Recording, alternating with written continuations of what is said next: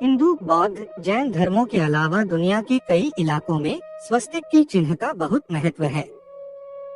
कोई भी मंगल कार्य शुभारंभ करने से पहले हिंदू धर्म में स्वस्तिक का चिन्ह बनाने के बाद ही मंगल कार्य का शुभारंभ किया जाता है। लेकिन यह स्वस्तिक का चिन्ह मंगलकारी क्यों है? यह चिन्ह असल में क्या दर्शाता है?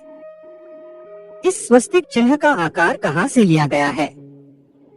आज की इस प्रस्तुति में स्वस्तिक के बारे में ऐसी आश्चर्यजनक जानकारी देने जा रहे हैं जिसे आपने पहले कभी नहीं सुनी होगी, और हर एक सनातन धर्मी को स्वस्तिक के बारे में यह जानकारी होनी ही चाहिए। तो इस प्रस्तुति को अंत तक जरूर देखना। सनातन संस्कृति का परम मंगलकारी प्रतीक चिन्ह स्वस्तिक अपने आप में विलक्षण है। स्वस्तिक का अर्थ स्वस्तिक को सु एवं अस्ति का मिश्रण योग माना जाता है। यहाँ सु का अर्थ है शुभ और अस्ति का अर्थ होता है होना। संस्कृत व्याकरण के अनुसार सु एवं अस्ति को जब संयुक्त किया जाता है तो जो नया शब्द बनता है वो है स्वस्ति, अर्थात शुभ हो, कल्याण हो। और स्वस्तिक का मतलब होता है कल्याण करने वाला। भारतीय संस्कृति में स्वस्तिक चिन्ह को विष्णु, सूर्य, सृष्टि चक्र तथा संपूर्ण ब्रह्मांड और वैकुंठ का प्रतीक माना गया है।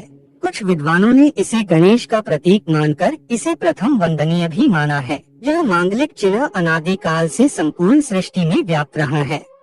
अत्यंत प्राचीन काल से ही भारतीय संस्कृति में स्वस्तिक को मंगल प्रतीक माना जाता रहा है। विघ्नहर्ता गणेश की उपासना, धन, वैभव और ऐश्वर्य की देवी लक्ष्मी के साथ भी शुभ लाभ, स्वस्तिक तथा बही खाते की पूजा की परंपरा है।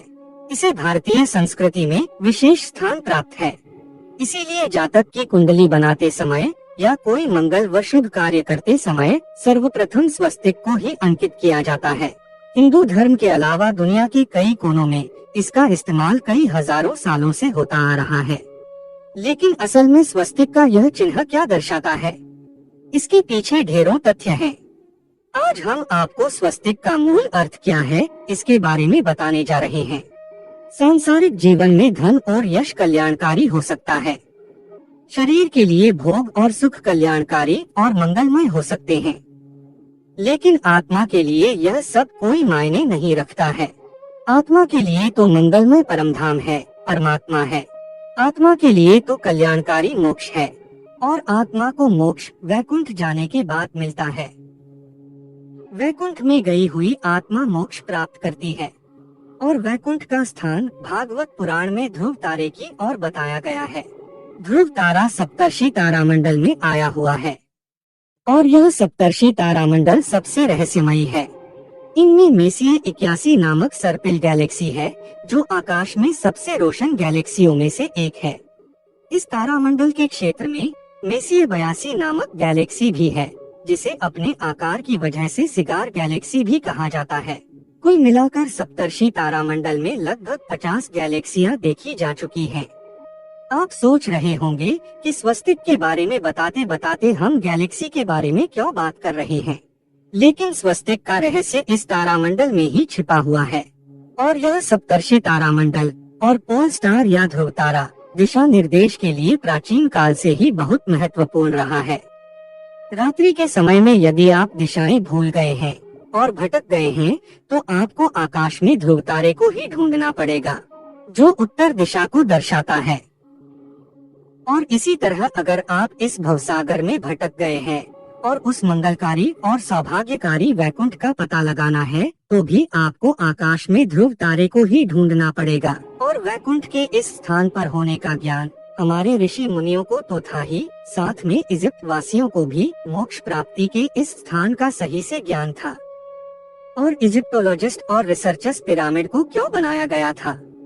इस प्रश्न का उत्तर ढूंढते ढूंढते आखिरकार इस नतीजे पर पहुँचे कि पिरामिड बनाने का मुख्य कारण था मोक्ष प्राप्ति, और मोक्ष प्राप्ति करवाने वाला स्थान है ध्रुव तारे की ओर वैकुंठ।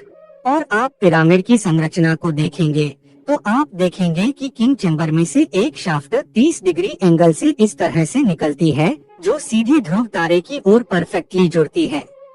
इस शाफ्ट को बनाने का मकसद था किंग की आत्मा को सीधे परमधाम में मोक्ष मिल सके।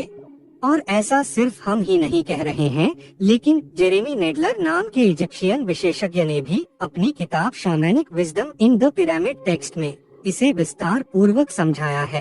तो आप समझ सकते हैं कि प्राचीन काल में ध्रुव तारा और सप्तर्षि तारामंडल कितना महत्वपूर्ण था। अब आकाश में मोक्ष प्रदान करने वाले इस मंगलकारी और सौभाग्यकारी स्थान का पता लगाने के लिए आपको सप्तर्षि तारामंडल और ध्रुव तारे को ढूंढना होगा, और सप्तर्षि तारामंडल को कोई भी आसानी से ढूंढ सकता है। सप्तर्षि तारामंडल 7 तारों का समूह है, और उसके पहले 2 तारों की सीध में देखेंगे तो आपको सामने ध्रुव तारा दिखाई देगा। और यह सप्तर्षि तारामंडल वर्ष में अलग अलग ऋतुओं में अलग अलग स्थान पर दिखाई देता है। वसंत ऋतु में यह तारामंडल ध्रुव तारे से ऊपर की ओर दिखाई देता है। शीतकाल में यह तारामंडल ध्रुव तारे से पूर्व की ओर दिखाई देता है। शरद ऋतु में यह तारामंडल ध्रुव तारे से क्षितिज की ओर दिखाई देता है, और ग्रीष्म ऋतु में यह तारामंडल ध्रुव तारे से पश्चिम की ओर दिखाई देता है। अब आप देखेंगे कि यह जो आकृति बन रही है वह स्वस्तिक की बन रही है। अब आपको समझने में कोई मुश्किल नहीं होगी कि स्वस्तिक की 4 भुजाओं को क्यों 4 दिशाओं का रूप माना गया है, और स्वस्तिक के केंद्र को क्यों विष्णु का स्थान बताया जाता है। प्राचीन काल में प्रतीकों का बहुत ज्यादा प्रयोग किया जाता था। यहाँ तक कि प्राचीन काल की भाषा लिपि भी प्रतीकों से बनी हुई है, और आकाशीय नक्षत्र को भी कोई न कोई वस्तु का प्रतीक माना गया है। इसी तरह स्वस्तिक भी मोक्ष प्रदान करने वाले बैकुंठ का प्रतीक है। भगवान विष्णु और बैकुंठ का प्रतीक होने के कारण स्वस्तिक को परम मंगलकारी और सौभाग्यकारी माना जाता है। अब हम आपको स्वस्तिक के बारे में अन्य कई प्रकार की व्याख्याएं की गई है, इसके बारे में बताते हैं। हिंदू मान्यताओं के अनुसार यह रेखाएं 4 वेदों ऋग्वेद, यजुर्वेद, अथर्ववेद और सामवेद का प्रतीक हैं। कुछ यह भी मानते हैं कि यह 4 रेखाएं सृष्टि के रचनाकार भगवान ब्रह्मा के 4 सिरों को दर्शाती हैं। इसके अलावा इन 4 रेखाओं की 4 पुरुषार्थ, 4 आश्रम, 4 लोक और 4 देवों यानी कि भगवान ब्रह्मा, विष्णु, महेश और गणेश से तुलना की गई है।